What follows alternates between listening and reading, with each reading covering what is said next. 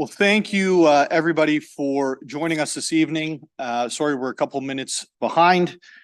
We've had a pretty full agenda with our budget meeting starting at 5 p.m. followed by our council meeting. So we got late into our council meeting, obviously a little late here right now. Tonight, we're going to go through the formal written portion of this and kind of bring everything to order. But just want to provide a little bit of background before the presentation from our public servants, from Michelle and team, that we received correspondence from the Minister of Municipal Affairs asking for comment from the mayor. And I thought it was important, along with our council colleagues, when we talked about it, that really reflect what we're hearing in the community from whether it's residents, whether it's businesses, whether it's builders, developers, churches, about what they want inside the official plan. There has been an approved official plan during the last term of council. It was then amended by the province and then adopted by the city of Barrie. As it stands today, it's back to the previously approved council official plan from the previous council. So coming out of this evening, we have a lot of staff here who are going to be compiling all of the information that comes in verbally as well as written, and will then provide all of that information will be provided to the province. It'll also be given to everybody in the public. So the correspondence that I end up sending to the province of Ontario, at the same time as we click send to the province of Ontario, we will place it on our website so that everybody can see what was sent. Really try to make sure that we are transparent in this amended process, if you will. Finally, I will be making recommendations to the province around the original official plan, the amended by the province official plan, and any other great ideas that come in, because it is a unique opportunity, and we have a lot of issues obviously that are affecting us on the macro level, whether it's housing or jobs. We want to make sure that all of that information is both passed on to the province, but it's also passed on with a recommendation from the head of council. Finally, our members of council were also given the opportunity to provide correspondence to me before I send in anything to the province. And so it's not being a unilateral thing. I believe in a team approach, and I think that this shows it's a team approach.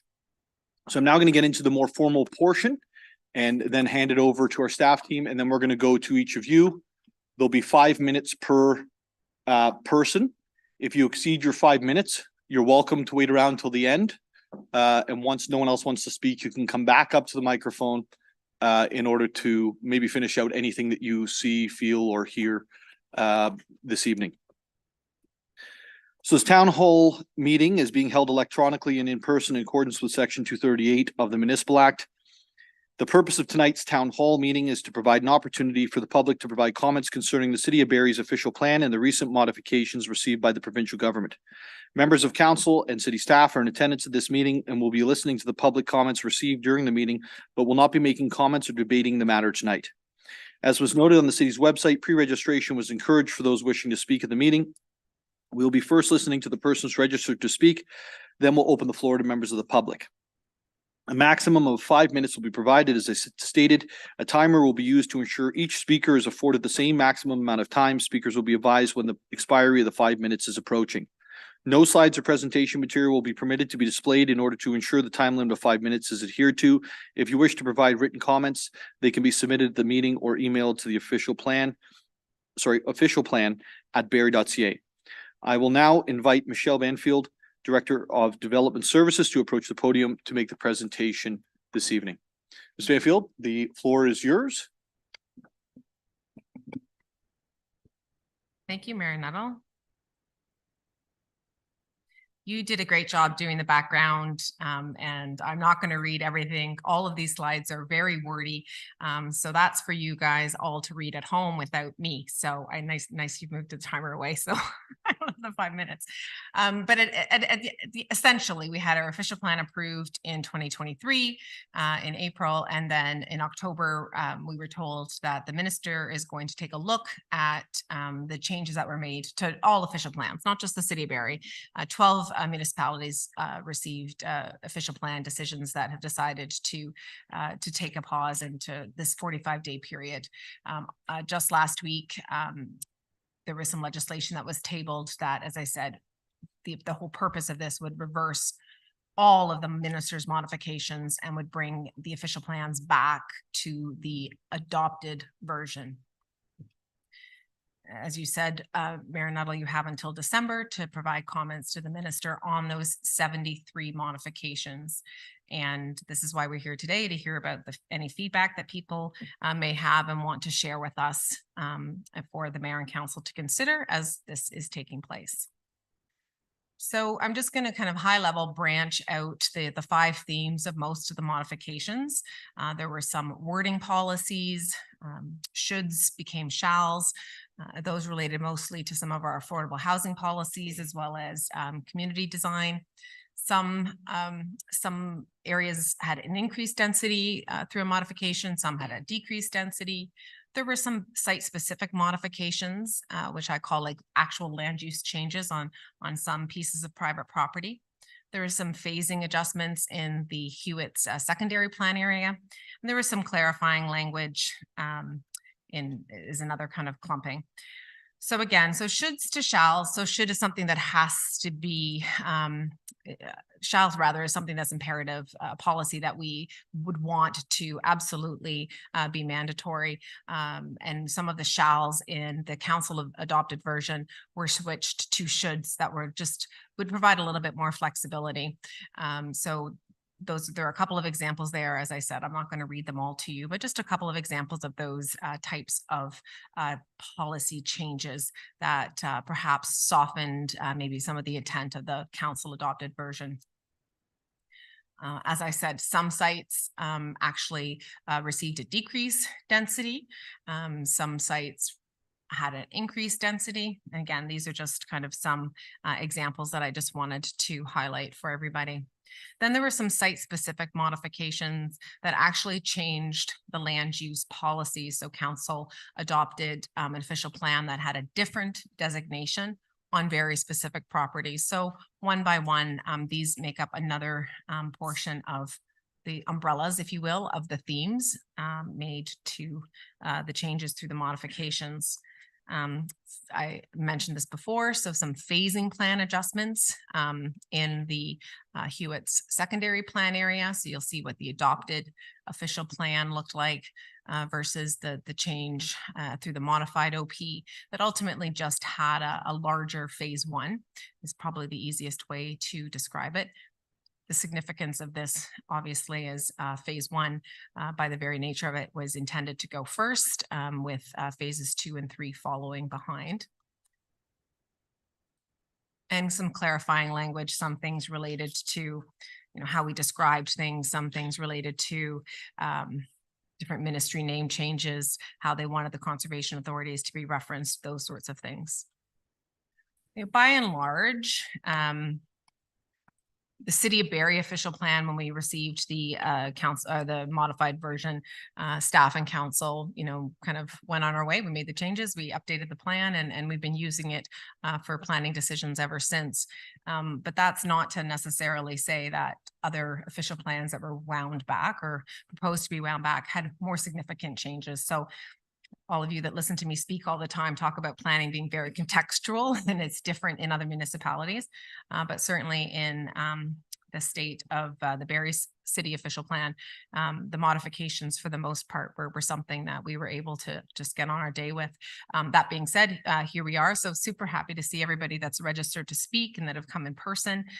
Just as a reminder, You can still email comments to officialplan@barrie.ca before tomorrow. The intention of that deadline is to give Mayor Nuttall the opportunity to go through all the feedback in advance of his deadline to responding to the minister. So thank you very much for your attention. That concludes my presentation. Thank you, Ms. Banfield, for the presentation. And I'm actually going to limit questions from council until after each individual speaks. Just for a check-in, if I may, not a question, but just I'm not sure if there's anything we can do with the audio. I'm seeing maybe some members in chambers identifying difficulty hearing, and I didn't know if we were able to, as we're using the mic for any further presentations or deputations, increase the volume. Not really. Okay. It's maxed out is what Rocia said. Okay. Thank you. Okay, thank you, Councillor. So, Madam Clerk, I believe that we're actually going to start with Mr. Mason to approach the podium. Mr. Mason, you have 5 minutes once you start speaking, and then we're going to go through the rest of the speakers who requested in advance, and then we'll go out to the floor. Mr. Mason. Thank you very much for your time tonight and the opportunity to speak. My name is Sean Mason. I'll be very brief as I have to go coach a hockey game later tonight. Mayor, council, and staff, thank you for the opportunity. We operate a land development and home building company in Barrie. We're focused on low-rise townhomes and mid-rise condominiums. We're constructed with geothermal and solar solutions, cross-laminated heavy timber, Energy Star and Net Zero ready, guided by a new urbanism neighborhood philosophy. We own 617 St. Vincent Street, a 1.7 acre parcel on the east side of St. Vincent, adjacent to the Barrie Golf and Country Club. Barrie services are in the street and the land is in Springwater. We own 651 Bayfield Road, a 25 acre piece on the east side of Bayfield and adjacent to the city of Barrie's northern boundary. There are a number of road stubs at the property, including sidewalks running right up to the hydrants. The Remington proposed project is directly north of this property. As we share the same sentiment on this matter, I am also speaking on behalf of the owner of 831 Sunnydale Road, a parcel of 130 acres east of Miller and south of Sunnydale, a potential logical extension of development. We understand that the province has asked municipalities throughout a 45-day period to re-examine their OPs and that the province has rolled back certain approved OPs. We see these decisions creating a transparent and very public process for progress towards the province's housing goals, and we consider this a very unique opportunity. We understand that there have been discussions to utilize existing Barrie infrastructure between neighboring municipalities for some time, and we ask these municipalities and the province that the lands mentioned previously, amongst lands owned by other landowners in the area in strategic and logical locations, be allowed to be developed either by moving into Barrie's boundary, our first choice, or secondarily through a cross-boundary solution that benefits both municipalities.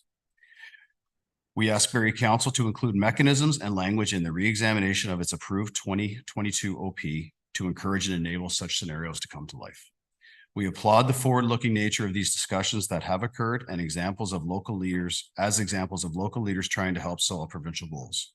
We hope that everyone can get along in the sandbox for the benefit of rational extensions of development for innovative, affordable, and attainable projects that would allow many more companies and residents to benefit from Simcoe County's location in Southern Ontario. A final point, we request that those items concerning density and language directives amongst the 73 changes that were changed by the province to remain in the new document. And with that, thank you very much. Thank you, Mr. Mason. Thank you for your presentation. Good luck in the hockey game tonight. Madam Clerk, is there a list of other speakers that I can?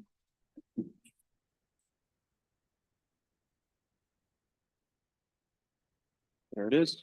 There is a list. Now going to invite Amanda Santo, VP of Development for Dorsey Development Corporation. Amanda, if you could come up to the microphone after you start speaking, you'll be given the 5 minutes as previously communicated.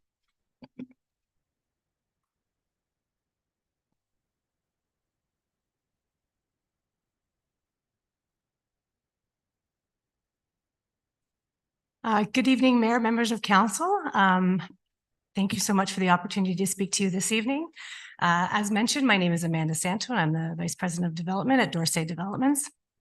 I'm joined here tonight with our planner, Matthew Corey. He is a partner at Malone Givens Parsons, and I'll hand it over to him to speak after I'm done, and you can restart the clock if that's okay with council. We own 80 hectares of land in the easternmost portion of the Hewitts Creek community along the Innisfil border. Our lands are situated west of the 20th Side Road between Mapleview and Lockhart. We're members of the Hewitts Creek Landowner Group and have been actively working with the city for the last several years to enable these lands for development as envisioned in the Hewitts Secondary Plan. Over the past year, we've been working through the draft plan and rezoning process, including working with staff to front end the design work for a critical piece of infrastructure, the pumping station, which supports our land and several others in the area. I believe this demonstrates our commitment to see these lands develop. Further, we actively participated in the Barrie OP review process and submitted comments and feedbacks along the way. The province made 3 modifications that support our development to build more homes in Barrie and provide more certainty to the process. We are here tonight asking you and council to consider these modifications as well. I will now turn it over to Matthew Corey to walk you through these requested modifications. Thank you so much.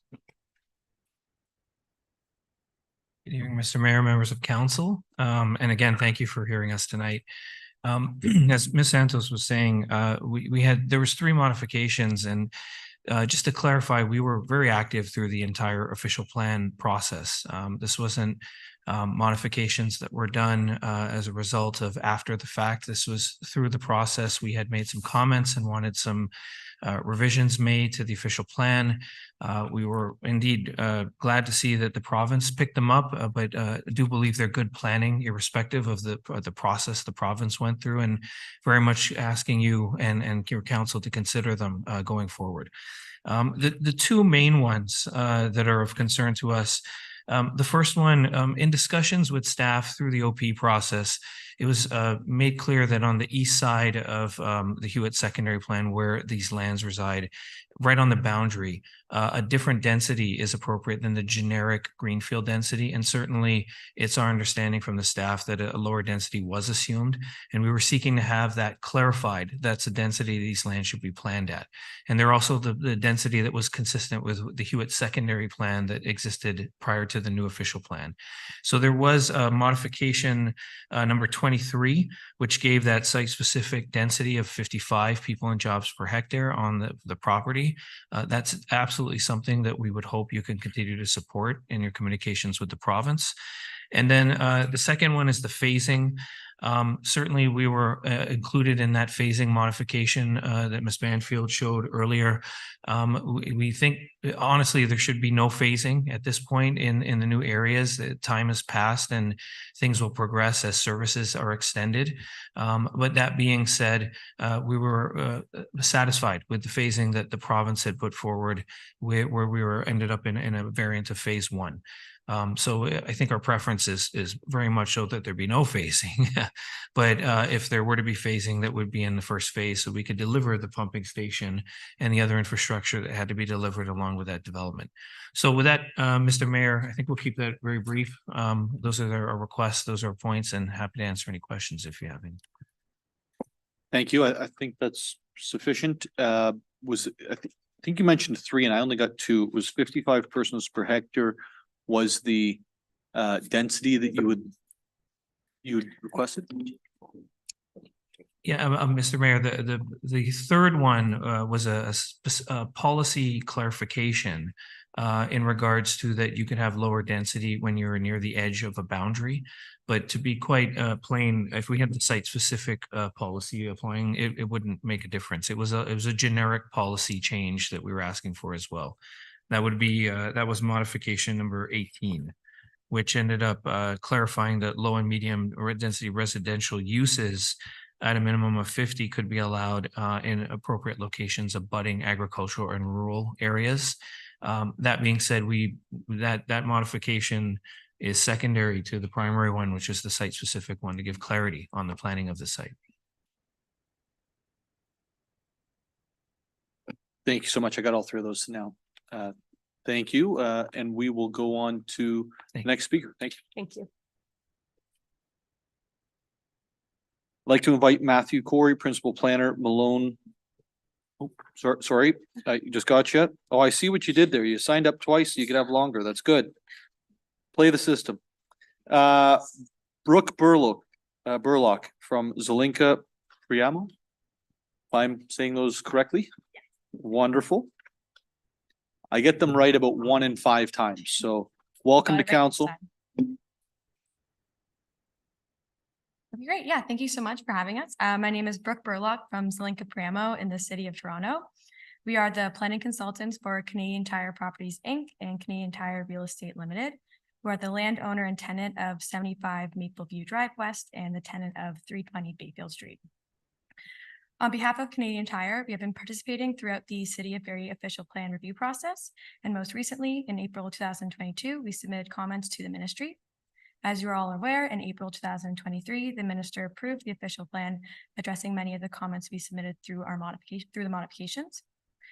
In the context of the recent decision to reverse the minister's decision, we have comments relating to the wording of policies and site-specific modification themes as outlined in staff's presentation. For the site-specific modifications theme, Canadian Tire did not support the redesignation of their commercial lands at 75 Mapleview Drive West to employment area non-industrial under the official plan as adopted.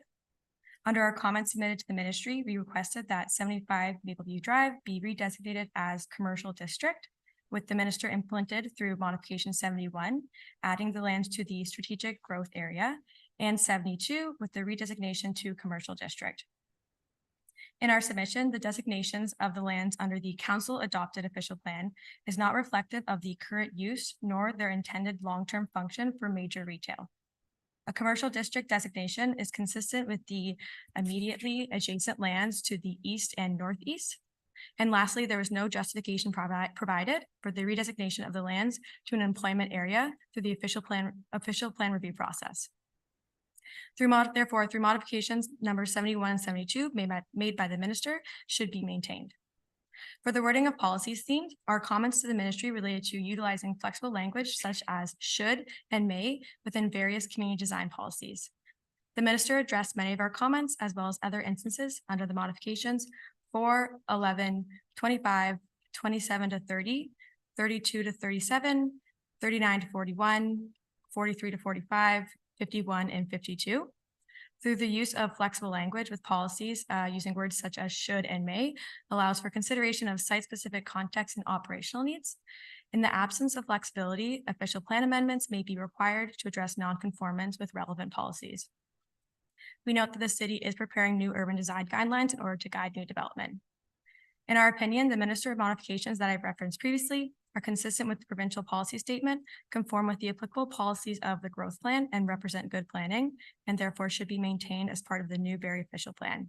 We intend to follow up with written submissions and to provide more details, and I'm happy to answer any questions. Thank you for your presentation. Any questions? I don't see any questions. Thank you so much for your presentation. We'll certainly take that into consideration. Great, Okay. thank you. Thank you. I'm going to invite Michael Gray from Evans Planning.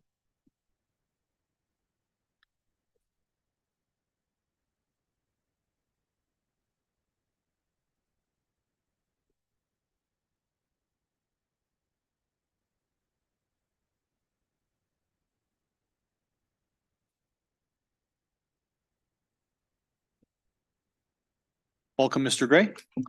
Thank you. The clerk is handing out the handout that I'm going to refer to tonight. The purpose of my delegation is to request the official plan to have appropriate provisions for the establishment of an intensification of permanent land uses of properties fronting Wellington Street West between Ann Street and Kids Creek. The properties are shown in red outline on page 2 of the handout. All of the owners within that red outlined area are participating in this request.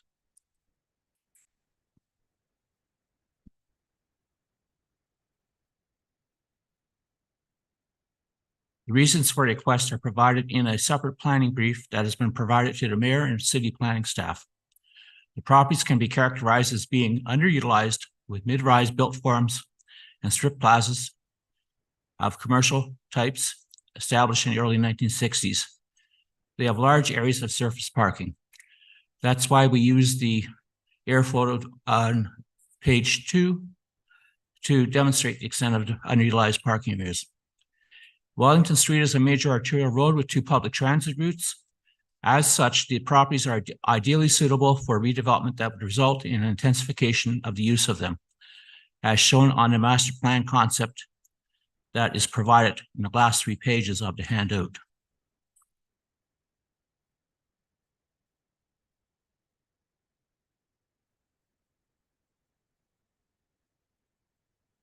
A proposed intensification of the uses would be consistent with the provisions of the official plan. It would provide a significant assistance to the city to meet or exceed its housing pledge to provincial government to facilitate the construction of 23,000 housing units within the city by 2031, as its contribution towards the province's goal of building at least 1.5 million homes by 2031. Keep things very brief. Thank you. Any questions I'm prepared to answer. Thank you. Mr. Gray, thank you for your presentation. I think, so first of all, I think there would be lots of questions because it's a very large thing that you're asking for. I'm going to actually ask members of council I think there should be some sort of contact information in here, is there, in the presentation? There's not. Could you provide your contact information through to the clerk if we don't already have it? We already do have it? Okay, perfect. And we can approach you on questions we have. But if I can just take a moment to say, you know, we talked about the old official plan, the new official plan that was approved by the province, and then any new good ideas that come forward. And I think this falls under that. So thank you for. That's what our purpose is, hopefully. Yeah, thank you. Thank you for your time. Thanks. We're now going to go to Mr. Gary Fanton.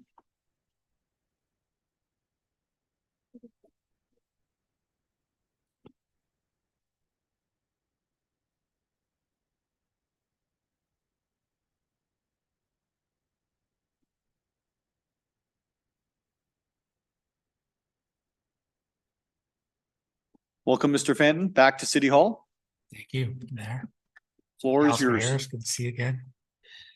Thank you for the opportunity to speak tonight, the mayor, councilors, and city staff. I am Gary Fanton, President of Housing Developments. I've been involved in a number of developments within the city and currently. You may not know me, but you're going to get to know me. I'm presenting on behalf of a major block of owners for a major parcel of property bounded by Essa, Gowan, William Street, and Cumberland. We are working with the vendors there. I'm presenting on behalf of 4 of the major block owners tonight who represent approximately 75% of the block. I will be also approaching, and I'm currently in discussions with the other 25% of the block who are interested in participating and will most likely give their consent.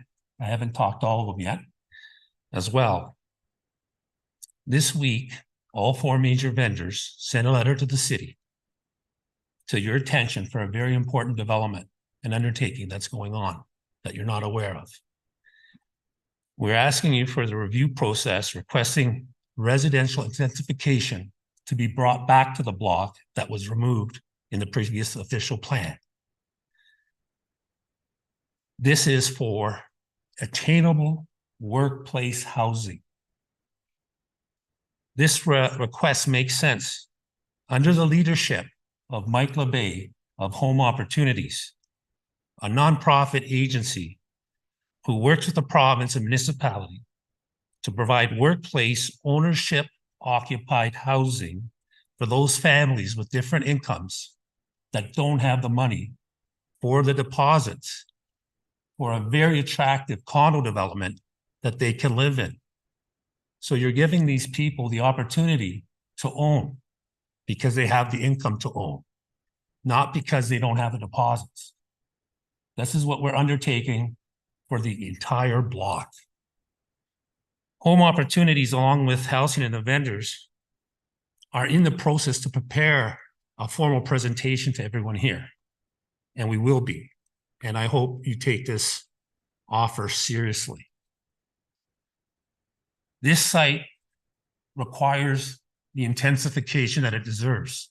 It's directly across from the GO train, the GO buses, a major node as an entrance to your city with very accessible amenities to the area. These individuals that are being provided the housing there are your workplace families and their kids in the future. They will have ownership. The funding will be coming from the province, and you will be supporting that funding if you agree to. So this will revitalize the block. I personally think that block needs to be revitalized. Yes, there's some factors to work on that, and we will work with you. Thank you for very much listening to me, for bringing the city the much needed, affordable, attainable, owner-occupied housing that the city's looking for. This solution, I'm not aware if you've been working with currently, but we're bringing this to you. In summary, what this means is that for the city, is that Home Opportunities, who has done this over 100 times, is providing an excellent solution and opportunity for ownerships, for families to qualify for ownership who don't have the deposits, but have the income. And this is not just for like an attractive project. This is for a very attractive condominium project for that area. And we've already shown designs to the city and to Councillor Harris and the mayor. And it's a very attractive project I'm bringing. I've also worked on projects in the city like Lake House, Owen Street, condos on SS. So I've been around. And I hope you take this offer seriously. I think this is one of the most important agendas you should be facing with right now, is how to get ownership to those families that don't have the deposits. Okay, thank you. Thank you, Mr. Fenton. And we're probably one of the few communities that Michael hasn't been able to bring some affordable ownership units to. So I love that idea. Now going to call upon Margaret Prophet to come down to the podium on behalf of the Simcoe County Greenbelt Coalition. Testing. All right. Hello, everybody. Thank you for the opportunity from honorable council members and staff. As Mayor Nuttall said, I am the executive director of the Simcoe County Greenbelt Coalition, which has over 40 grassroots groups around the region, including several from Barrie. I'm going to cut some things out because I have a short time. I think we can all agree that City of Barrie plays an important role in the region. As such, the vision and actions of Barrie impact many of the area's residents, employers, as well as our local economies. We encourage Barrie to continue to be innovative and ambitious with housing initiatives, environmental protection, and job creation. Whether it be through zoning, bylaws, inventive ways to work with our public and private sectors, the ultimate goal is for Barrie to mature and develop in a way that provides an affordable urban community while having the high standards of care for its people and environment. The official plan represents where you'd like to see Barrie go and helps guide future councils in their decision-making process to ensure that that vision is continued. It's not just any document, it feeds into many decisions that directly impact the health, well-being, and affordability for residents. So it was with great dismay that we saw the official plan in the city that the city had created with vast public input over 3 years get thoughtlessly overwritten by the province earlier this year. In our opinion, the province doing so sets a bad precedent and clearly erodes municipal decision-making that is there to ensure that a community matures and grows in a way that is consistent with local knowledge, public input, and regional context. I know we've done a little bit of a background of how we've got here, but I would like to offer another summary. So first, it is unclear how the new policies that were inserted into Barrie's OP were written or proposed, who was involved, or what evidence was used to determine the changes, if any evidence was used. As a reminder, a three-year-long consultative process was replaced with a 1-month online consultation process through the ERO over the winter holiday season last year. That in itself is egregious and in contempt of public process. Further, analyzing the ERO responses that are available online for Barrie's OP demonstrates that private interests were highly applauding the changes suggested, and the language in those submissions were eerily similar to the final policies in Barrie's OP. It appears to us that a public process led by a democratically elected local government over several years was superseded by a provincially led process that seemed to favor special interests. This is consistent with how now Minister Calandra explained his October 23rd announcement about why he's re-examining several OPs that the province meddled in, Barrie just being one. He stated there was too much involvement from the minister's office and individuals within the minister's office, and the decisions made, quote, failed to maintain the public trust. It's worth noting Minister Calandra made similar comments about the Greenbelt takeout process after investigations by the Auditor General and the Integrity Commissioner found that special private interests were given preferential treatment by political staff in the minister's office, resulting in significant land use policy changes that benefited those same private interests. So here we are. Now a letter that affected mayors received from MMH Minister Calandra outlines that official plan changes could be kept if the mayor agrees in writing. Simply, this is asking the affected mayors, including Mayor Nuttall, to take the political responsibility for the province's actions and the processes that led to those changes. In Hamilton, for example, it was found that their official plan changes were led by provincial political staff with close relations to developers. Policies were copy and pasted from developer requests directly into Hamilton's official plan. I'm not suggesting the City of Barrie or local developers have done anything inappropriate, but I am saying that how the new policy decisions in Barrie's OP were made are unclear. And if the city supports these changes through this request, then they also take the liability that may come if details do emerge and show that public trust was broken. Oh, what am I doing for time? Oh boy. Okay. Finally, the changes made to the OP weaken the heart of the desired goals of the Barrie, including significant affordable housing policies watered down, as Michelle mentioned earlier. Also, requirements to ensure development along Little Lake and Lake Simcoe maintain public access, local landmarks are maintained in public vistas. Further language is weakened that promotes walkable communities, vibrant public spaces, and the list goes on. These do not seem to be policies that benefit the public or public safety, and I've outlined new policies that greatly concern SCGC on a separate page, which I will submit to the panel. So while we're happy to see that Mayor Nuttall is going beyond what the minister has suggested to include tonight's open house and feedback from councillors, it still cannot substitute for the in-depth consultative process that led to the original OP. I encourage Mayor Nuttall and council to defend local democracy and local decision-making and ask the province to remove all of the changes that were made to Barrie's official plan. In our opinion, the changes the province made were dramatically weaken the vision that Barrie set through its policies, and that is a terrible outcome to endorse. That's it. Thank you. Thank you. All right. Just one clarification. You mentioned, and we've talked on the phone, but I didn't really get it. The changes to access to water. Yes. Can you just There outline is that? policies in, I can have my little list here, but there's policies where it talks about waterfront properties in on Little Lake and on Lake Simcoe, and basically says, if I can go through my notes here, but it says that it's not required, so it weakened it from a shall maintain public access, shall maintain waterfront landmarks, and there's one other thing, into a should. So now there's much flexibility about whether it's public access, public vistas, and public landmarks along those shorelines need to be maintained. Could I just ask for clarification from our public service? What is an example of that, just so that we know what we're talking about? Because That's policy 3.2.4.3 is where the change was made. Mayor Nuttall, we're just going to flip to that policy specifically.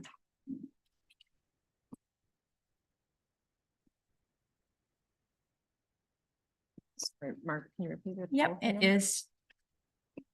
Now I gotta go back. Policy, change 38, 3.2.4.3, and talks about, mostly it's the weakening of the language from a shall to a should, including the buildings adjacent to lakes that ensure that they include physical access to water and ensure that public views, vistas, and access to the water is required. Through you, Mayor Nuttall, or to you, Mayor Nuttall, it is a should to shall. So in all of these cases, the wording that council had in was, development proposals shall provide views. Views and vistas shall be retained and enhanced. Landscapes, buildings and landscapes shall be designed in a manner.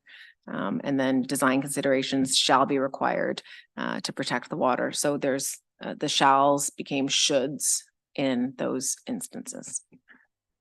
Is that referring to views of water? Or is it referring It's- to access to water? It's it's views, it's public views and vistas. It's, does it say access? Yeah, and access to the water, yeah. So there's three different sections. Okay, can you give us an example of something this would affect? I mean, fundamentally, the shoulds to the shalls are always going to be just examined based on every application. Okay, So do you mean like these actual like I don't yeah, have this it. actual policy, yeah, what does this do? So the whole idea is that if you are developing either adjacent to Little Lake or Lake Simcoe, when your application came in from a justification perspective, you would demonstrate, how views will still be protected. You would demonstrate how the waterfront would be retained and enhanced. You would demonstrate how access and views and vistas are being optimized through your development application. There'd be the requirement. If it said shall, then every single one of these policies would have to be met to be in accordance with the official plan. Because it says should, perhaps there'd be an instance where you literally couldn't provide access and we would say, okay, well, you've tried everything else, but you can't. It wouldn't necessarily trigger an official plan amendment, or there'd just be a little bit more flexibility. Shoulds would still want, like the should policies, you still want to maintain to the greatest extent possible. But shalls is just a stronger word. Thank you. Thank you, Ms. Prophet. Yes, Councilor. Yeah, I'm done for now, yeah, thanks. I actually want to build on your question to Ms. Banfield, but very specifically with respects to a development in Ward 3 regarding the shoreline around public access. So in this case, Ms. Banfield, how would it apply, if at all, to the current development that's been approved on Little Lake that's yet to be broken ground? So the large condo development right on Little Lake. And I believe within that approved development was a negotiated aspect around supporting the creation of public access with a boardwalk. Would that be compromised about that developer now being able to opt out of that arrangement? Through UMayor Nuttall to Councillor Kungle. So this wouldn't impact any existing approvals, but that's a good example. So, potentially that developer came in and there might have been a sliver of land owned by somebody else. And we'd say, you have to provide access. And they'd say to us, well, we don't own that land and we can't get access. We tried to talk to them, they wouldn't give us access. And that would be where that flexibility is. In that case, the way the policy is written, even with the should, staff and the applicant are still going to try to achieve these things, but it's the element of if there is something that's insurmountable, the application can still go through without, as I said, an official plan amendment, but it doesn't impact new developments or existing approved developments. Thank you. I think that's helpful too, because that's one of the main questions related to that type of change around Little Lake at this point in time, where the public are quite eager to actually have some appropriate public access that's safe. Thank you, Councillor. Okay, sorry. We'll now move on to Darren Vella of IPS. Mr. Vella, you have 5 minutes. I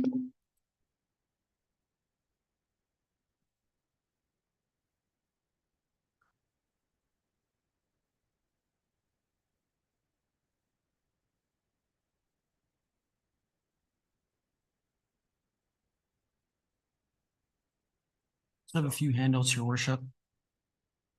Wasn't able to do slides.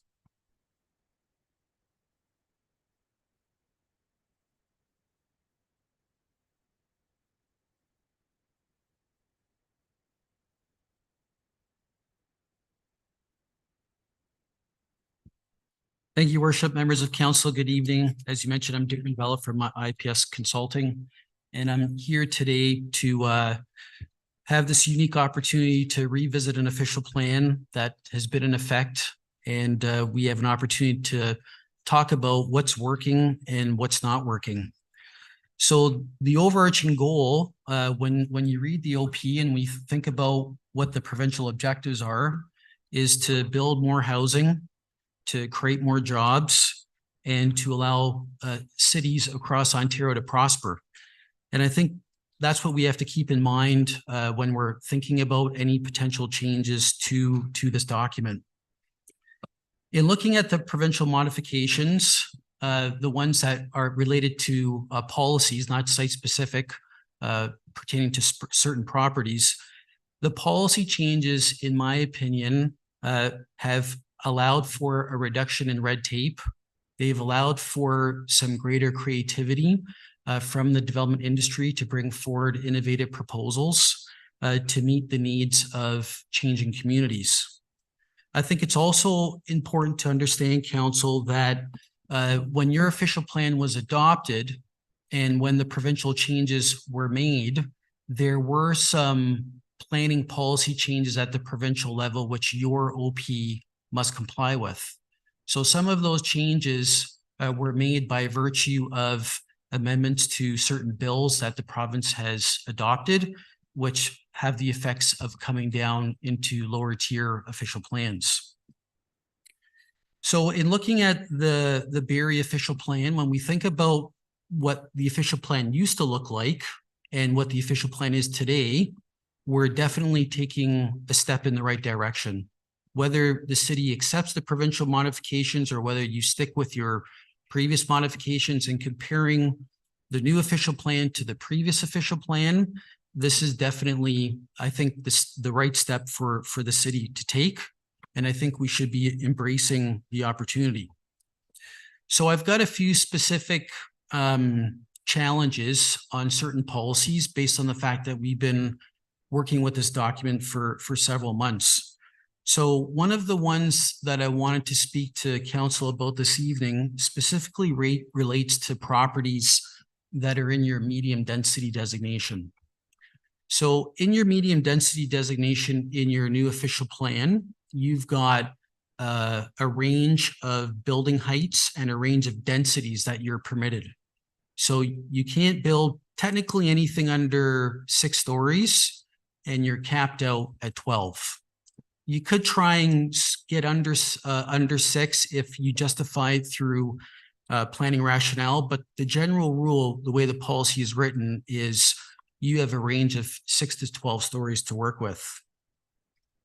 Your density range for a 6 to 12 story building is between 125 and 300 units per hectare. So density is being measured by the number of units you can fit on a property. Understanding that unit sizes are decreasing and developers are trying to find ways to make units more attainable and more affordable, the general trend is that unit sizes are decreasing. So effectively, in a 6-story building, you would traditionally be able to fit 60 units.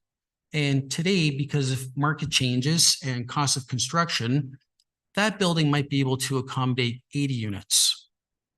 So what's effectively happening is those 80 units, those 20 units in between are not being able to be built on these properties because your official plan has a limit based on the number of units that are being permitted per property. So I really think we need to look at how we're measuring density in this medium density designation, because it's a very important designation throughout the city as it relates to your intensification corridors and in some areas in the Greenfield area through the Hewitt's plan. So in thinking about those changes, I'm not suggesting that adding more units means that there's not going to be a thorough review of this application through your planning department. Your planning department is still going to request traffic studies, planning studies, servicing studies for this type of application. But effectively, what I'm suggesting to you, Council, is if we don't revisit this policy, what we're actually doing is making projects less affordable. And I think that's an important thing to understand, because really what we're trying to do is make development more affordable for people looking to come to the city of Barrie. Darren, thanks for your presentation. You're certainly welcome to do another 5 minutes at the end. That was quick. It was a quick 5 minutes, but thank you for the presentation. Are there any questions for, sorry, yes, Councillor Harris. Yeah, thank you, Mayor Nuttall. Mr. Vella, interesting concept. It makes sense. I'm just wondering what I assume you do have a solution to how you would adjust that calculation. Yes, so we'll be submitting a letter through Ms. Banfield's office to suggest some changes to the medium density designation. Some additional policies. We're not proposing to take away policies, but we think that there can be some policies added to provide some flexibility in certain circumstances. I won't drag it out of you. Okay. Thank you. I'll be back. Just to quickly, Ms. Banfield, the provincial Hewitt's Creek official plan approval that we then adopted reduced the overall densities inside of the Hewitt's Creek area slightly, I believe. Mayor Nuttall, correct, but on a couple of site-specific properties, not across as well. Sorry, I'm looking at my team here. No, just the site-specific properties. So the density across the municipality was always that 79 people and jobs per hectare to get to the 2051 targets. Like everything, when we have density, we say to council all the time, some projects are going to have higher density, some are going to have lower. It's going to be kind of blended across the municipality. It was what I called at the time growth plan math. Like you needed to have this density to get this many people and jobs in the boundary of the city of Barrie. Had heard from some of the developers in our community that those were much higher than had been contemplated in the actual secondary plans or had ever been contemplated in the city before. And staff have always said we can work with those densities when applications came in. But some people wanted a site-specific density for that certainty. So my question is, and I'm guessing that Ms. Prophet left this out, but one of the things that she communicated was she didn't like the lower densities inside of the Hewitt secondary plan. So is there a way that you can then provide us? So we haven't impacted the overall densities in the city of Barrie. It's the same target level. None of that's being affected. It's strictly a few sites inside of the Hewitt's Creek plan. It's not at large. Correct. Okay, thank you. I'm now going to move on to Brad Harris. Is Brad here?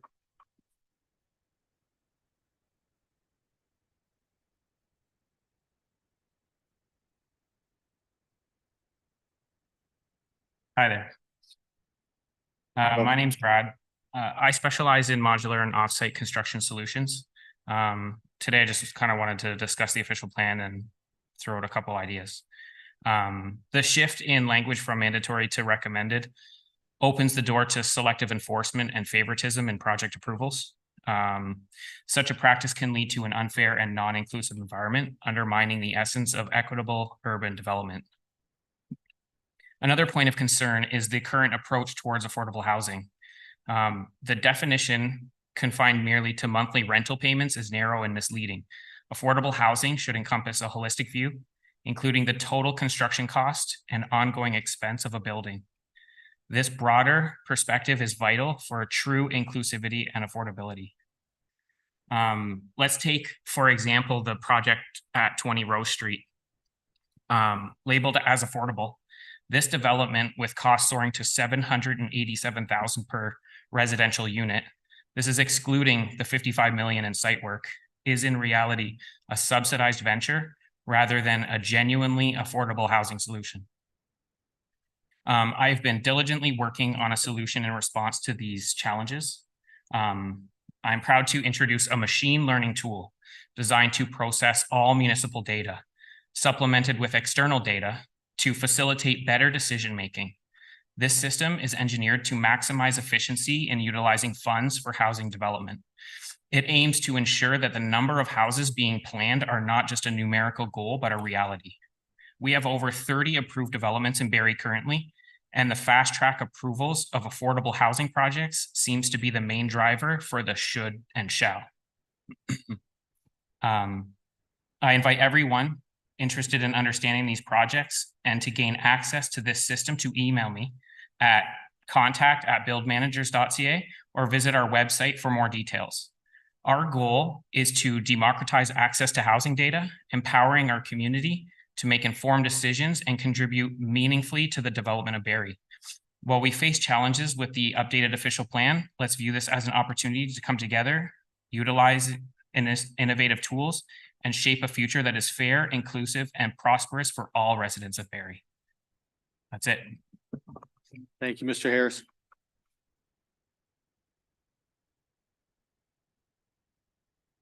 I'm going to invite Edwina Bisson, 517 Tiffin Street.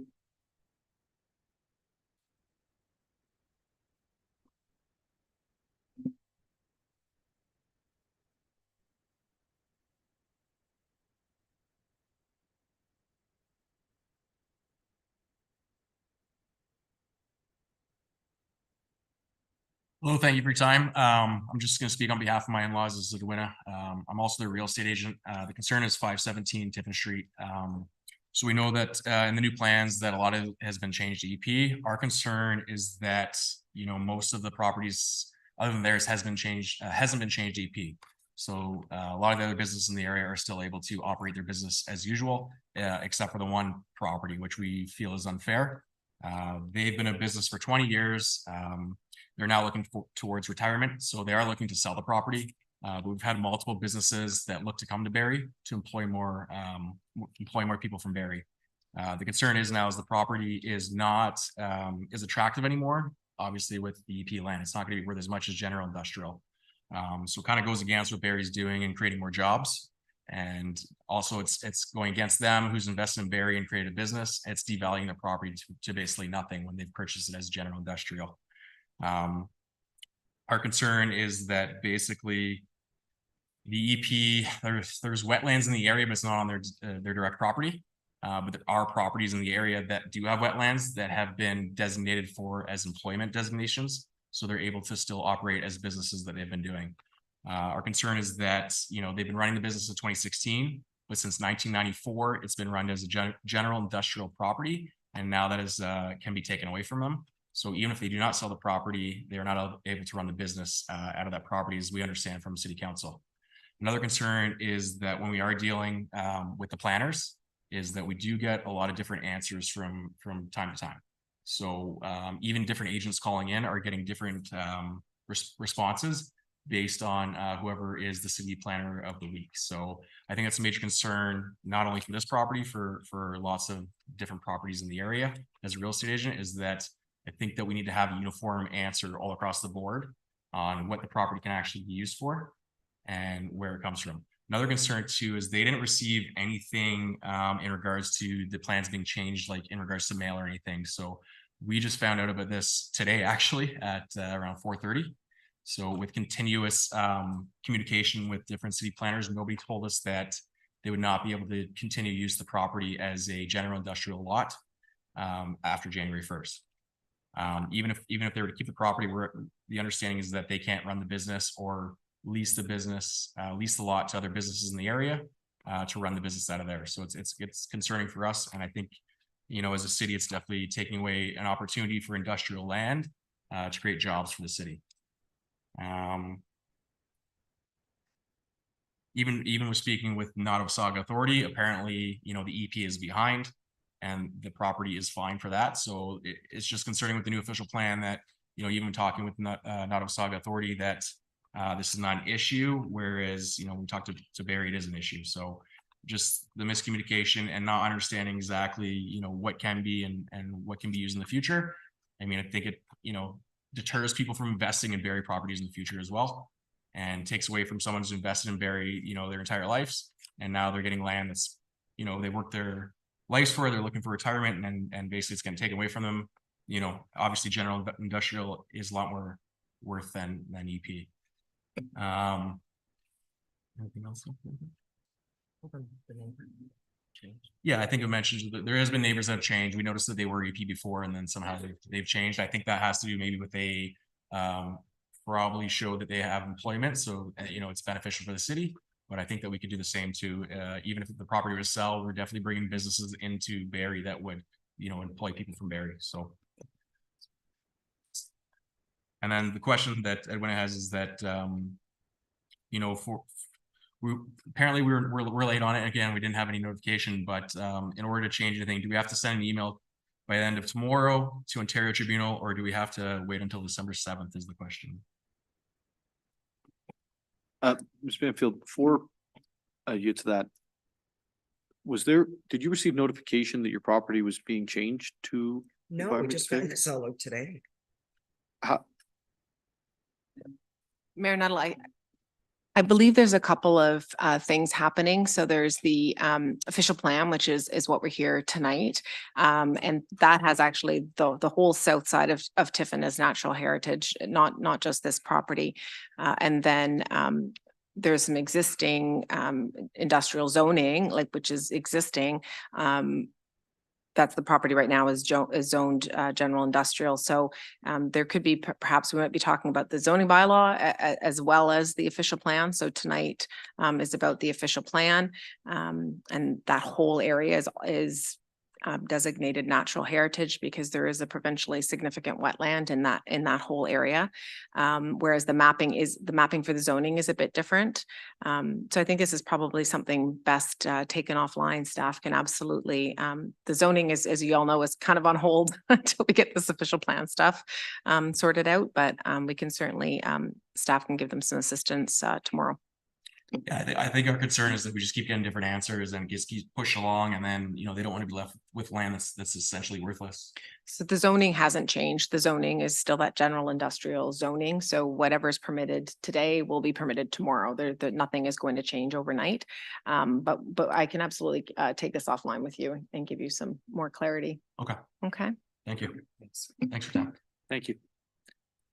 And Michelle, do we have contact information and everything? Wonderful. Thank you. Sorry, Deputy Mayor, you were going to ask something and you good?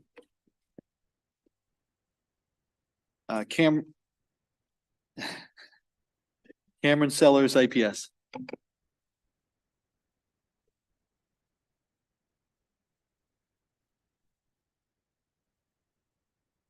Thank you, Mr. Mayor.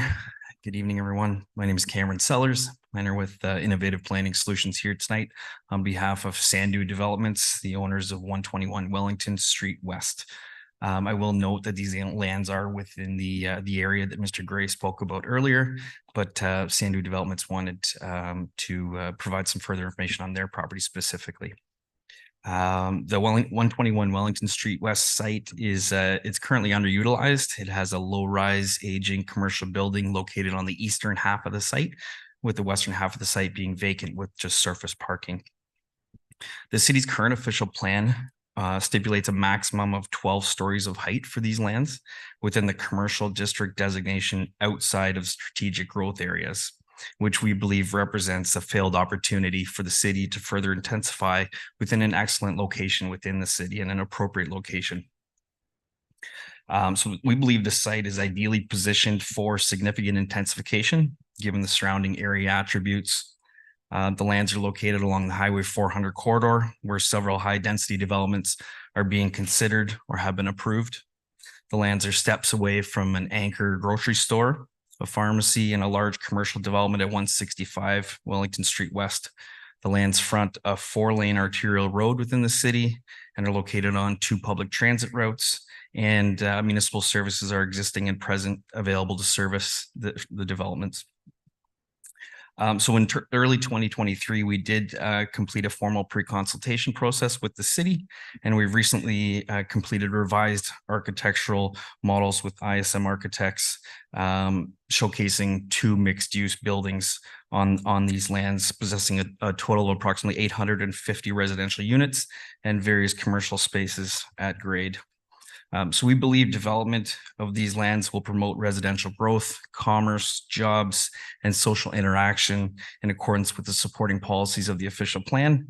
And so our ask of you is to please consider revising the official plan to support and promote increased intensification on this site and on the greater area. And thank you very much for allowing me to speak tonight. Thank you, Mr. Sellers.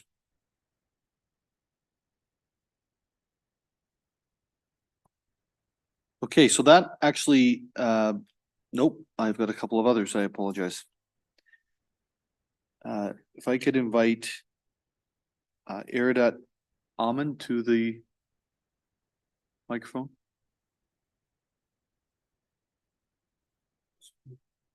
Pardon? Okay. And I also have Michael Bisson, but I think, did we? You're good? Okay, perfect. So now we are going to go to the public at large. If you haven't requested to speak in advance, please feel free to approach the podium. Not everyone at once, obviously, but sure, sir, you're first. There we go.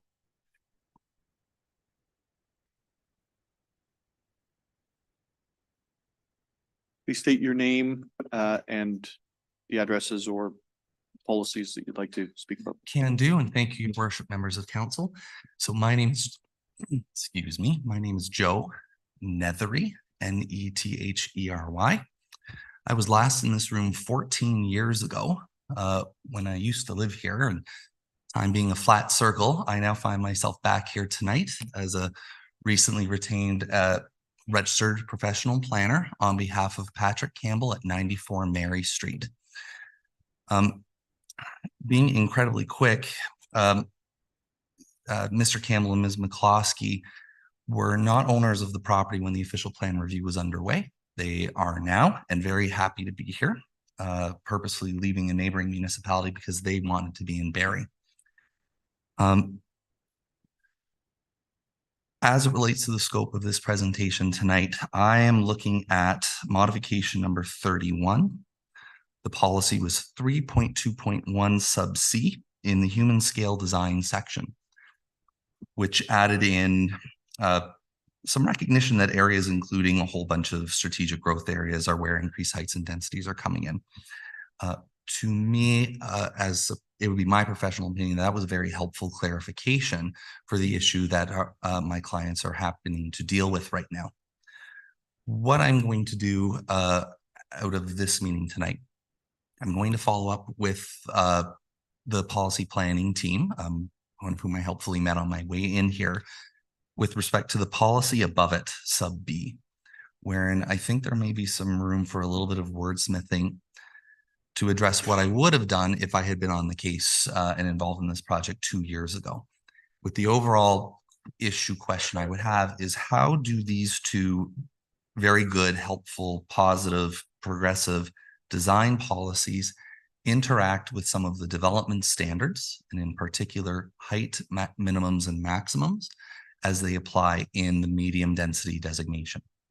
But this is a more detailed conversation I probably need to have with the development team, and my client is grinding my gears to get that on that ASAP, where I think there may be some policy help that's here as well, rather than chewing up any more of my 2 minutes and 40 seconds. So thanks for having me. Thank you, sir. Appreciate it. I would just ask that if it's something related to the official plan, we need to have it immediately because there's a ton of work for Michelle and her team to do. And quite frankly, my team in my office to do in order to get that information off to the province in the timing that they've asked for. It'll be helpful that I think I'm sending a very focused and minor suggestion, and I will get some Diet Coke on my way home to do this. Absolutely. Thank you. Who's next?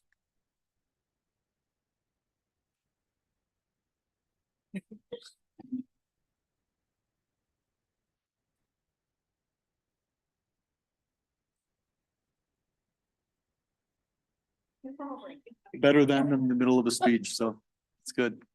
Mr. DeHamel, how are you today? I'm good. How are you? Good, sir. Great. My name is Ray Duhamel with the Jones Consulting Group. I'm here tonight on behalf of the Hewitt's Creek Landowners Group. I wanted to say that the Hewitt's Creek Landowners Group, in a general sense, where the policies in the OP affect their land holdings, they're supportive of the policies of the modifications that the province has made. In particular, I think the staff did a great job of putting together a really good document, but there was some rough edges as it relates to some of the language. And I think, quite frankly, the province improved on some of that language, and we all work together on documents and plans all the time. And the more eyes often times can improve documents. And I think this is a case of where that's happened. I think there's been a lot of people talking about the flexible language. I think we need to remember this is an official plan and not a zoning bylaw. And there should be some inherent flexibility in an official plan so that you do avoid numerous official plan amendments that would be required going forward. That adds a lot of time and money that impacts the ability to deliver projects. So I think when you're thinking about, particularly when we're drilling down into the details, and there's a lot of urban design related policies in the OP, and as they're written, there's actually, in some cases, they actually prescribe setbacks and separations in numerical amounts and use the word shall. In my view, that has no business being in an official plan in the first place. They should be guidelines, and that's what the province modified them to be, guidelines, and they should be worked on a site-specific basis. And I think that's an example of where the document was improved. The intent is to make sure a high standard of urban design and human scale design and all the other elements in the OP, that's still there. Just provide some flexibility in how it's actually implemented at a detailed development stage. And I think that's a good thing for all of us. And I don't think we should be coming before you with that application for official plan amendment to change a separation distance between two apartment buildings from 30 meters to 26 meters. I don't think that's what an OP should do. So I think that's where the modifications by the province made the document better. So again, recognizing that policies for urban design, they shouldn't prevent good developments from proceeding. They shouldn't. There's urban design is subjective in many respects, and I think you probably had earfuls of comments about urban design. Quite frankly, the policies in the adopted OP without being modified are simply too strong and restrictive.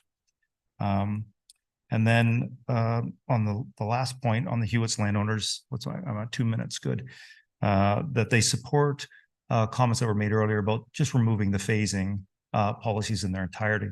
There wasn't a time and a place to have phasing policies in the OP. When the Hewitt secondary plan was first adopted, there was nothing built. There was no infrastructure constructed, but millions upon tens of millions of dollars of infrastructure has been built along your arterial roadways. And the infrastructure is your phasing mechanism. You can't start building down in the far right corner of Lockhart when there's no services. Just because you make everything, you eliminate the phasing policies in an OP doesn't mean you won't have appropriate phasing and appropriate, development of land, because you have to follow the infrastructure. It's just the way that development works, in particular in the Hewitt's area. And then the last comment, because I've got a minute left, there's a singular landowner in Hewitt's, 989 Yonge Street. They are right on the northeast corner of Yonge and Lockhart Road. Their lands are designated medium density. They're happy about being able to develop on lands that permit up to 300 units per hectare. There's no questions about that. But there is, again, another numerical limitation in the official plan that Mr. Vella spoke about, a 12-story height limit. And on that particular site, that project's probably going to be about $300 million.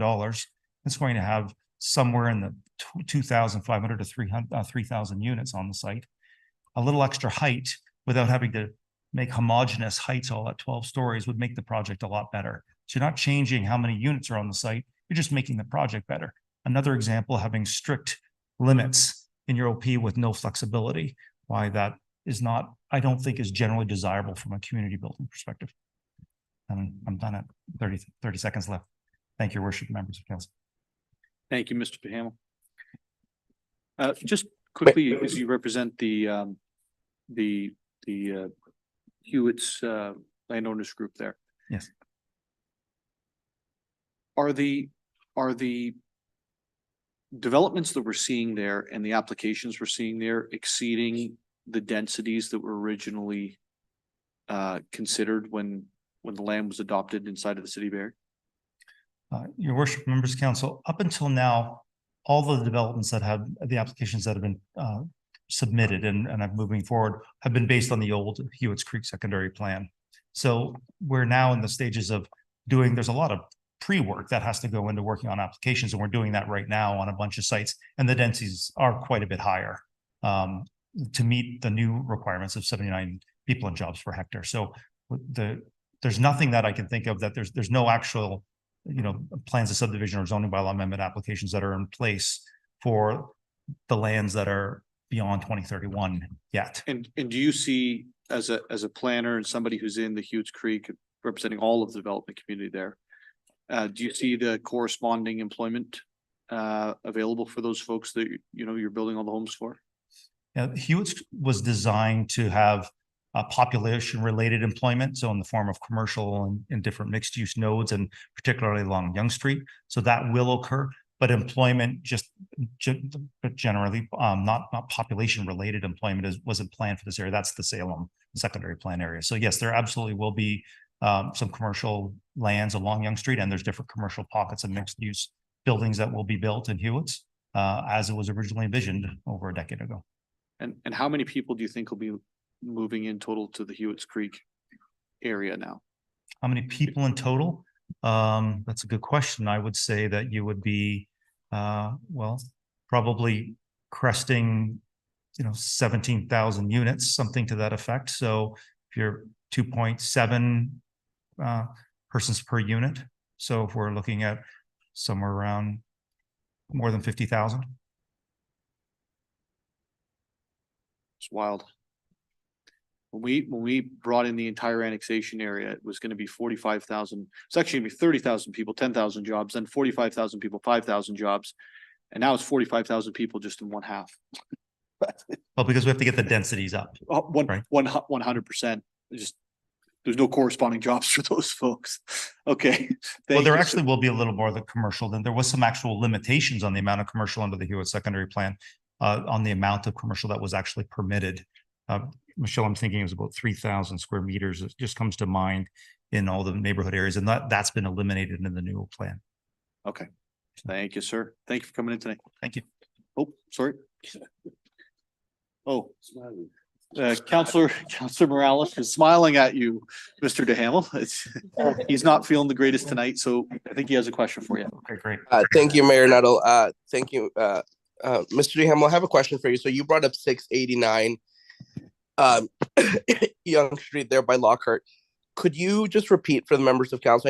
I know you and I touched base on this a couple of weeks ago on the surface. We didn't go too much into detail, but could you just repeat your point in plain speak, not in planning speak?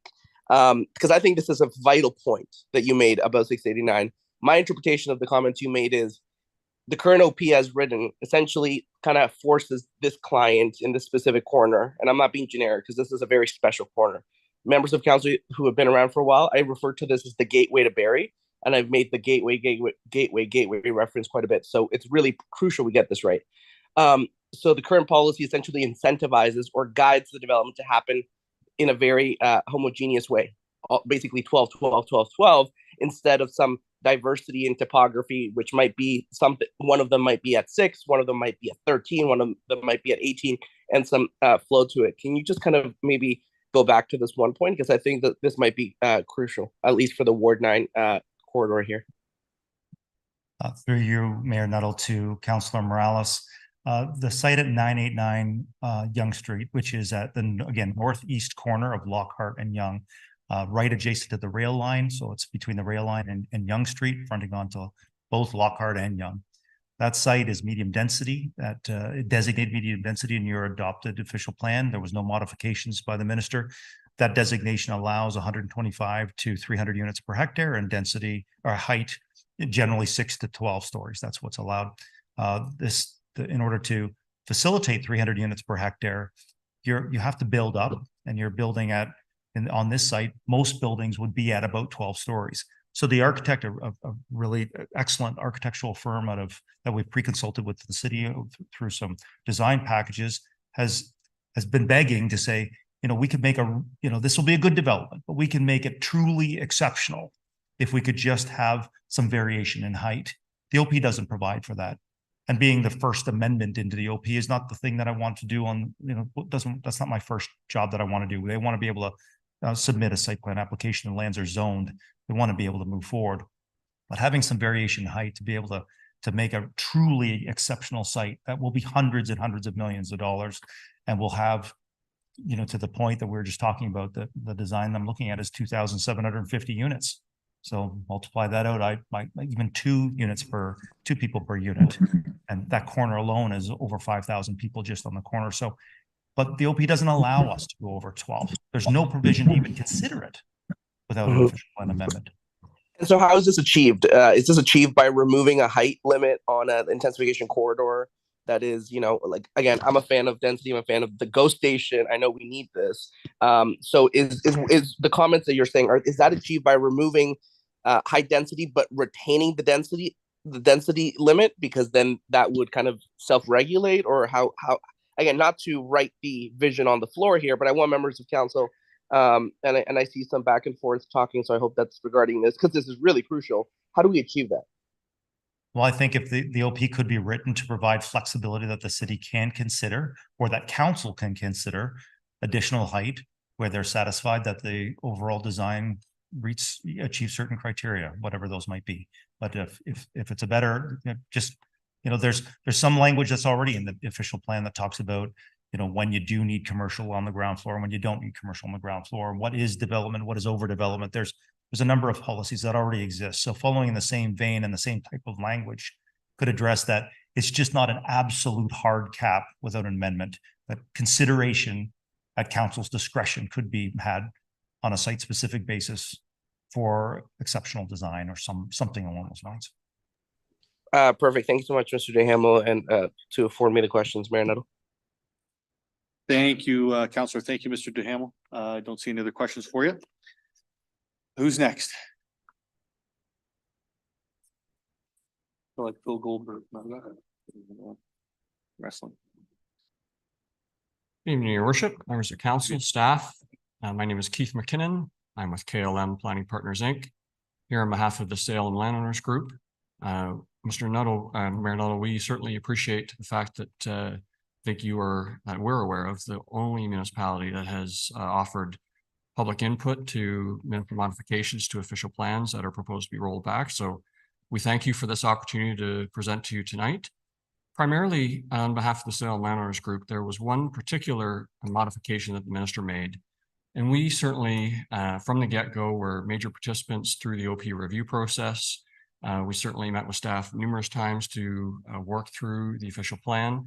But ultimately, one of the modifications the minister made was modification number 9, which was to allow the Salem secondary plan to remain at the minimum density of 52 persons and jobs per hectare, as opposed to the proposed 79 persons and jobs per hectare that was outlined in the adopted official plan.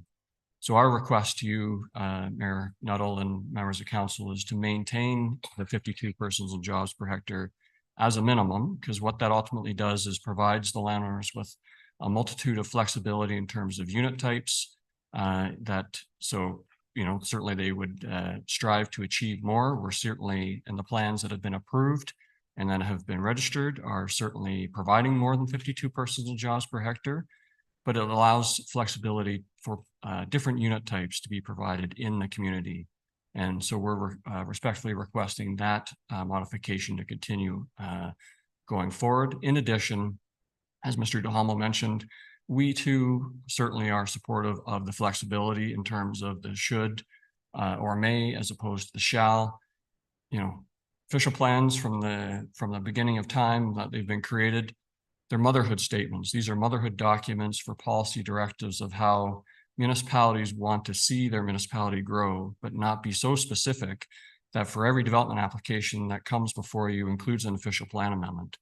We don't want to do that. As Mr. Duhamel mentioned, all it does is adds more red tape, adds more time, and adds more cost to projects. I don't think that benefits anybody.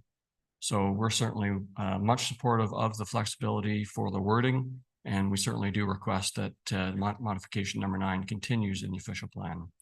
So with that, Your Worship, happy to answer any questions. Mr. McKinnon, what was the previous density before it was 52 persons per hectare?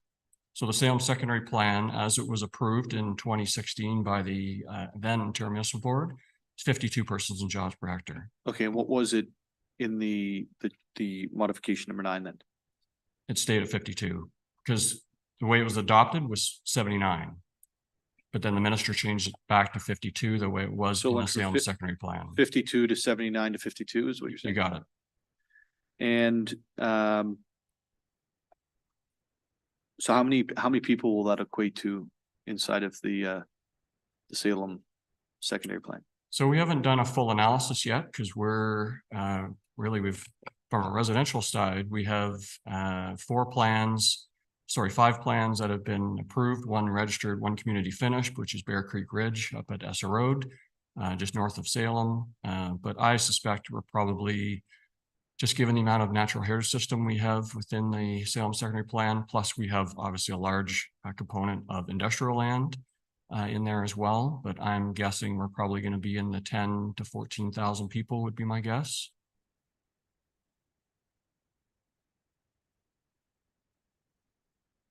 And then is that including the employment? No. And how many jobs do you think are inside of that area?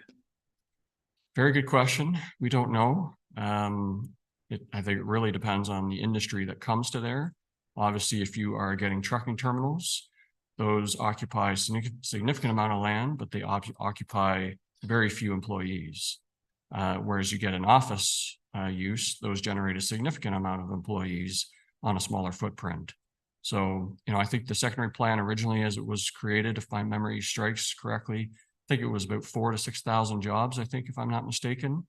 But, that certainly will change over time. And, I would also say that you may not know, Your Worship, that at the southeast corner of Mackay and Veterans, in conjunction with the southwest corner of Mackay and Veterans, which is the residential side, we also have a draft approved plan for industrial uses in that location. But our major limiting factor is we don't have the Mackay-Huronia sewer. As soon as the Mackay-Huronia sewer goes in, then you open up a significant amount of employment land in that location. But until then, it's pretty constrained in terms of what can be offered at the time. Certainly understand. And thank you for your comments on that. Thank you. And we're open to front ending on that as well. Sorry? And we're open to front ending on that as well.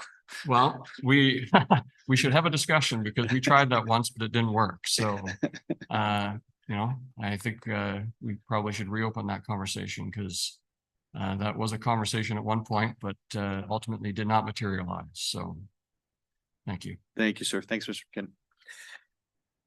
All right, who's next?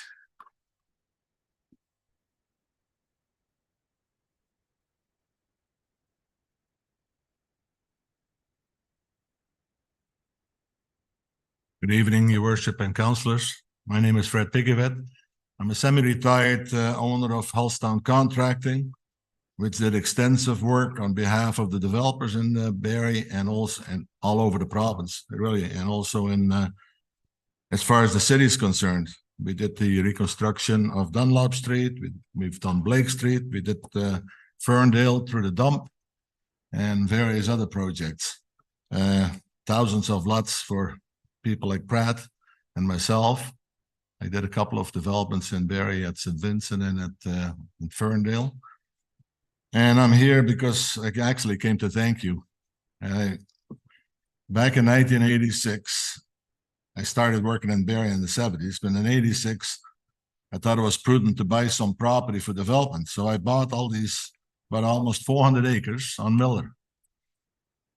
And then didn't do due diligence. I should have known better because I heard afterwards there was a moratorium with the township of Vespra that they wouldn't be touching the land for another 20 some odd years.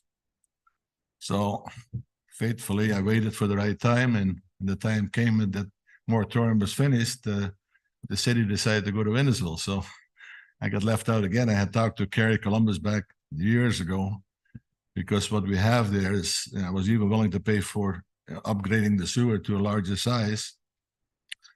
And I suggested too, I went to see Bradford Greenhouses when they purchased the property. He says, look, whatever you do, keep an opening so that the highway 27 could go straight through and end up at Sunnydale, which I thought was a good idea traffic wise. So they did this, and now I see, I was pleasantly surprised when all at once this thing came out. I had a planner call me and a couple of builders. I said, Fred, congratulations. I said, what are you talking about? I had no idea that this was coming, so I much appreciate it. So I'm hoping that you're successful in doing this. You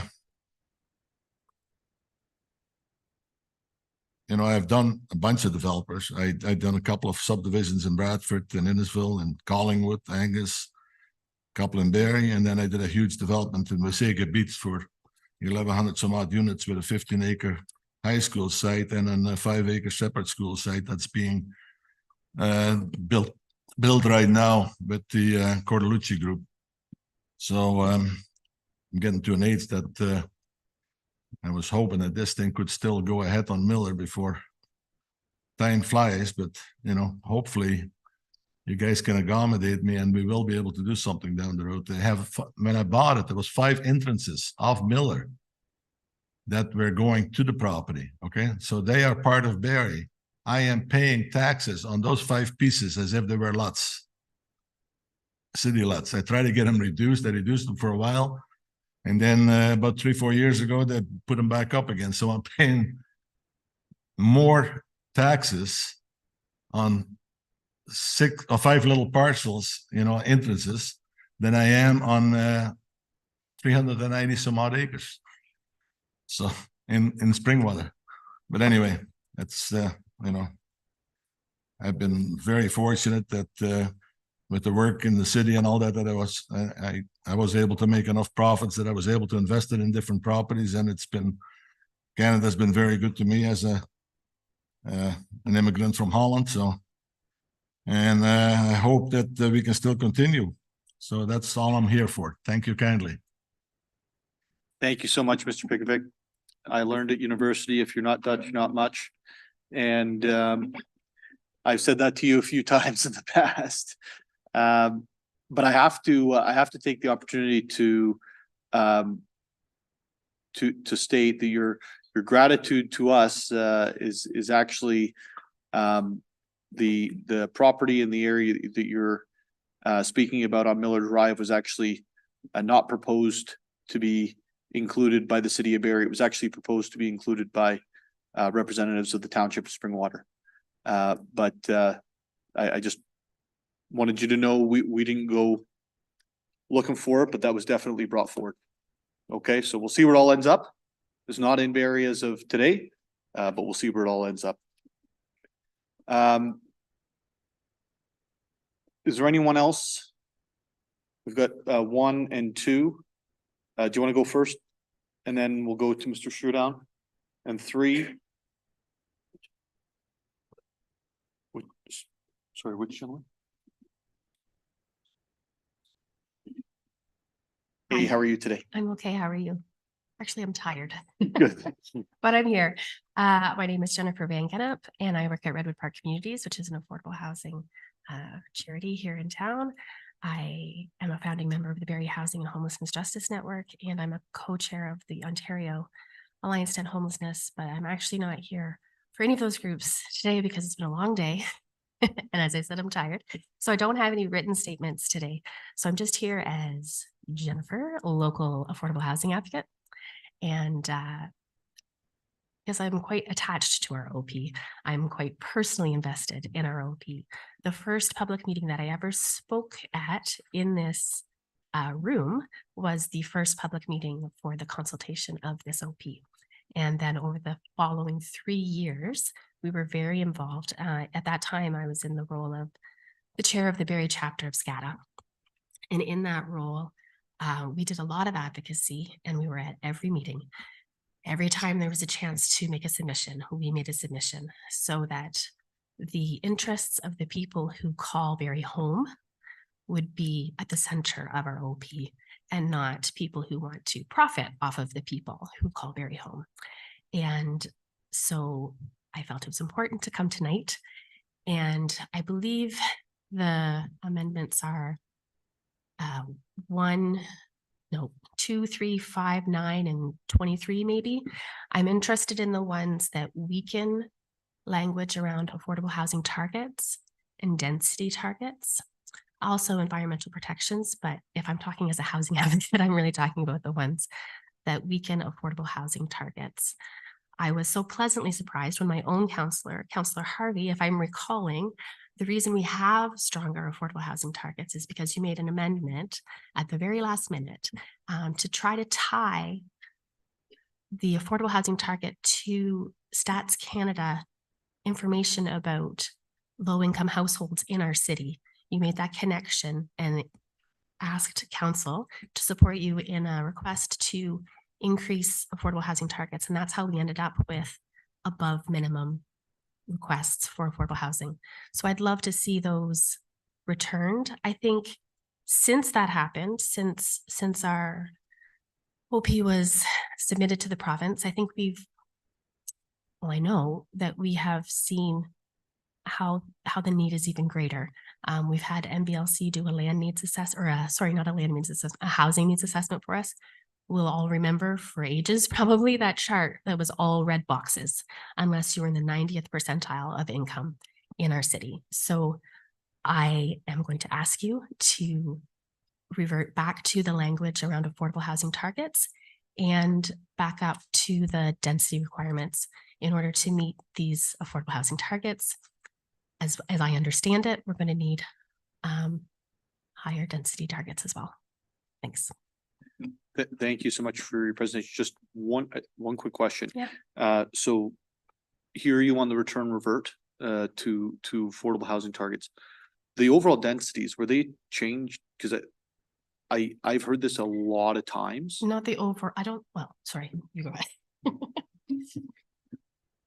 Mayor Nuttall, to do the growth plan math, the overall density across the city in this new official plan are much higher than the densities that we had seen across the city for the last 50 years or what have you. So yes, across the city, some areas had much higher densities like the urban growth center and that sort of thing. But to do the growth plan math across the city, the density went higher to that 79 number.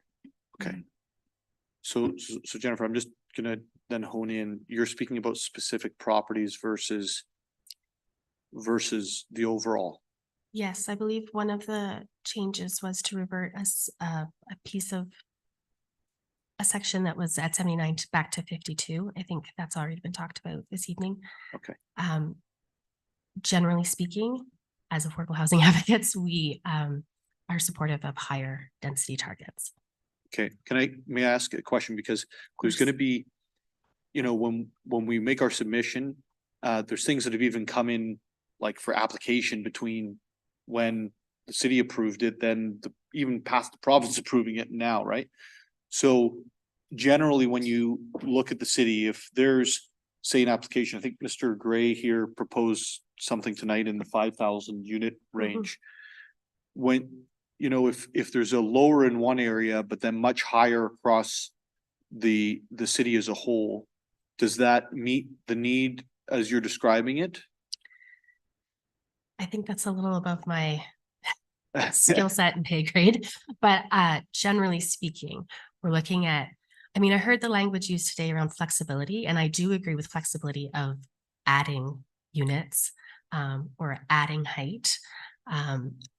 I think the language we're more interested, or that I am more interested in, is language that weakened the policy of the official plan. So if you're talking about on a site, instead of having all, based on what I've heard this evening, if you're talking about on one site having, instead of all 12s, having some 8s and having some 15s, having the flexibility to do that, I have no problem with. If you're asking me if I have a problem with that, I have no problem with that. Is that what you're asking though? And then you want to see generally more density is what I'm understanding. Yeah. Okay. Thank you. I appreciate that. Okay. Thanks.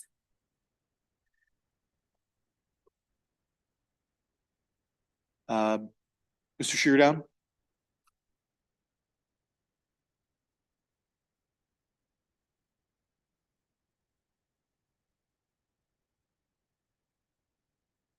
Mayor Nuttall, Council.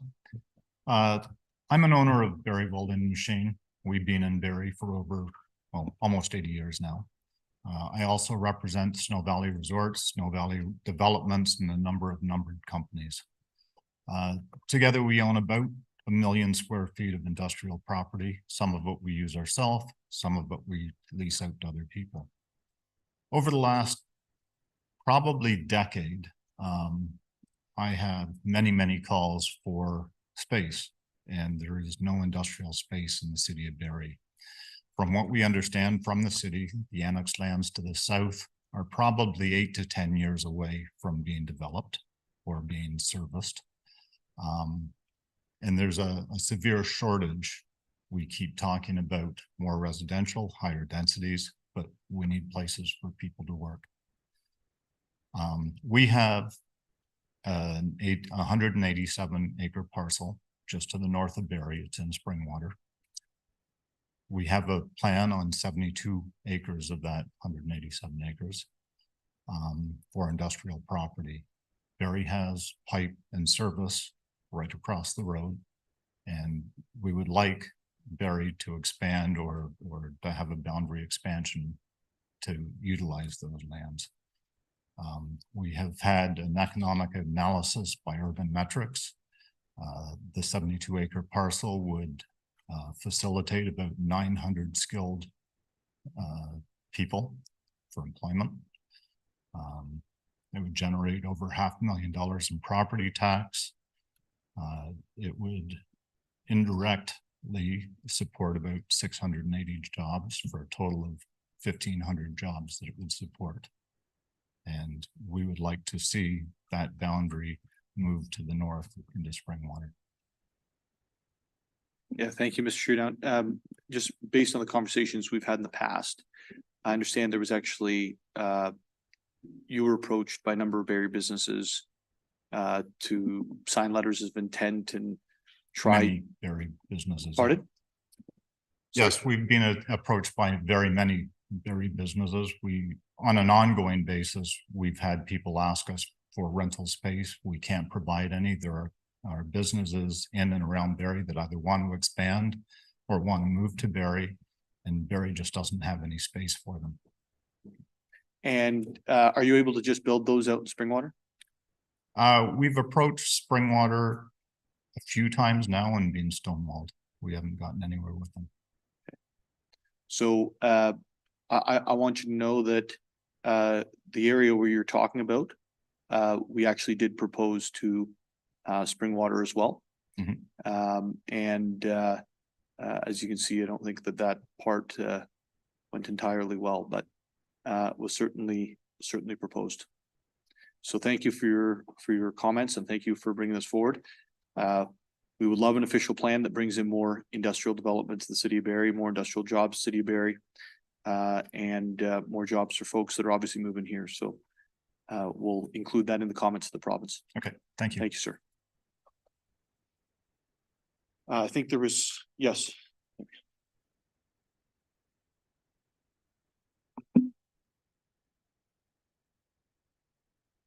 Good evening, Mayor Nuttall, council and staff. My name is Chris Gripton. I want to thank you for the opportunity to comment on the official plan. I'm here on behalf of Harvey Road Corp. We're the owners of the land on the south side of Harvey Road and west of 400. Our lands were designated as neighborhood area in the official plan approved in April 2023 by the Ministry of Municipal Affairs and Housing. We would like this designation to remain on the property. We also support the other modifications from the province, particularly number 14 that would allow for 6-story buildings on the vacant neighborhood area land with a zoning bylaw amendment. The old version of the new official plan designated the property as employment non-industrial, which allows for commercial, retail, and office uses. The area surrounding our property on Harvey Road is filled with these types of spaces, many of them vacant. A large industrial user would not be able to locate here due to the required setbacks from environmentally protected lands, creating development constraints that might limit the use of the land. A residential development makes sense here, as shown by the city's recent redesignation of the Smart Centers property to the south, the existing residential, and the fact that people living here have access to transit, Highway 400, parks, schools, and other amenities that create complete communities. We've been working for the last 6 months or so on the premise that the subject land has a residential designation. I would ask that in your correspondence with the minister, you maintain that modification that the province made to the official plan. Thank you, sir. Any questions? I don't see any questions. Thanks for the presentation. We'll definitely include that in. Thanks. Yes, sir. And then I think there was one other, and then Mr. Vella again.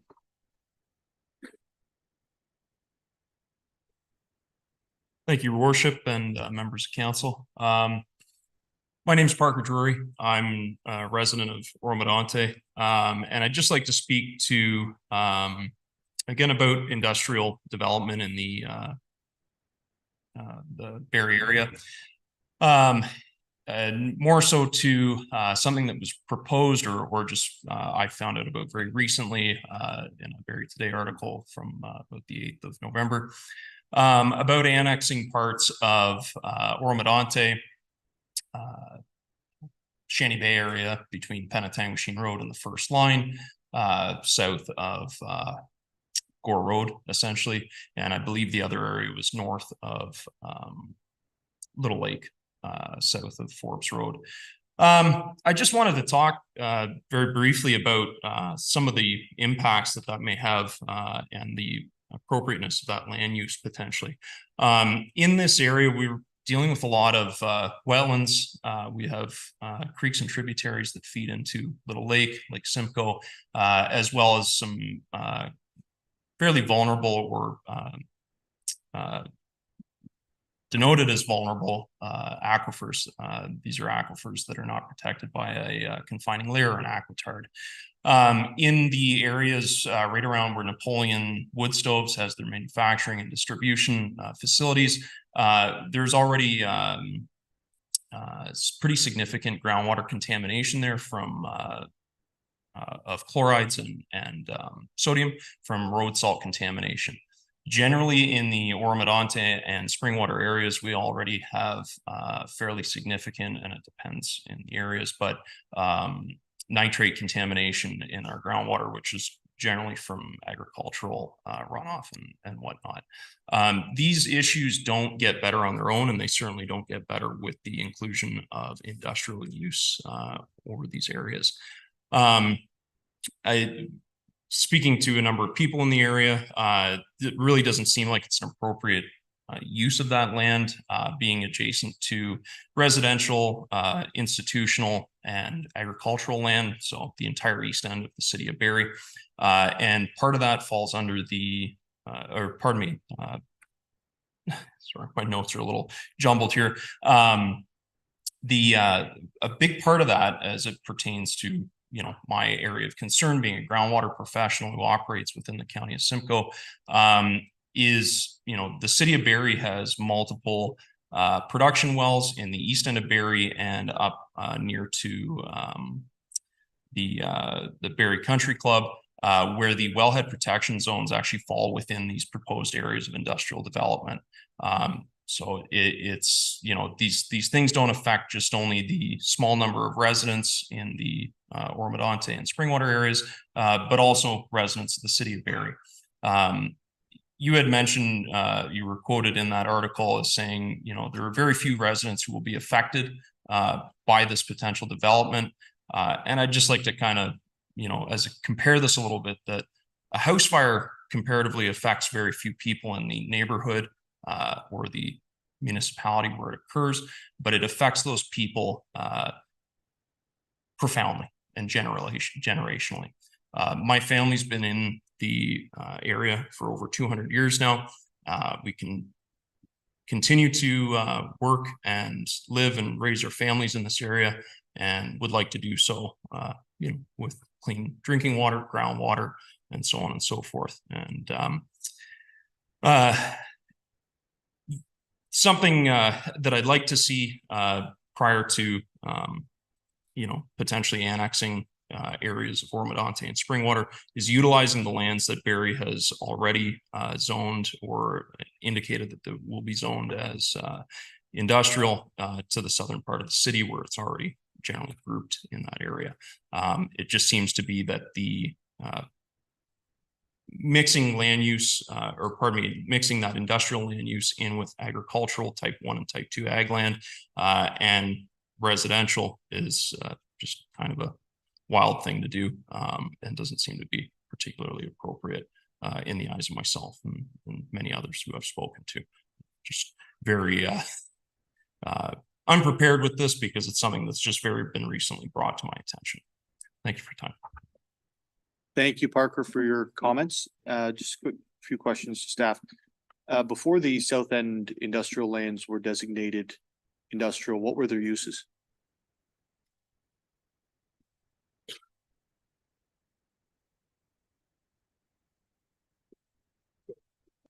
Okay, I'll answer. There were a bunch of farms there. Okay.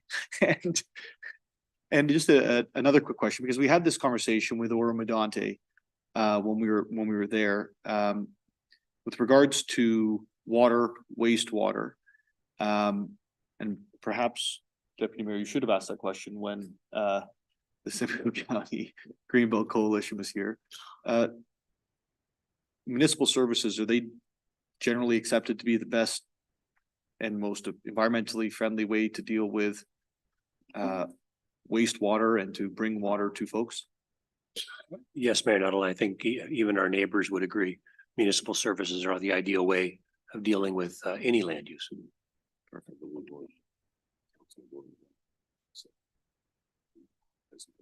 Yeah, I think the Simcoe County Greenbelt Coalition said that to the province at the Heritage Committee, and I think that it was accepted generally at Oro-Medonte Council as well. You are correct, Mayor Nuttall. Yeah. Thank you. Are there any other comments, Mr. Vella?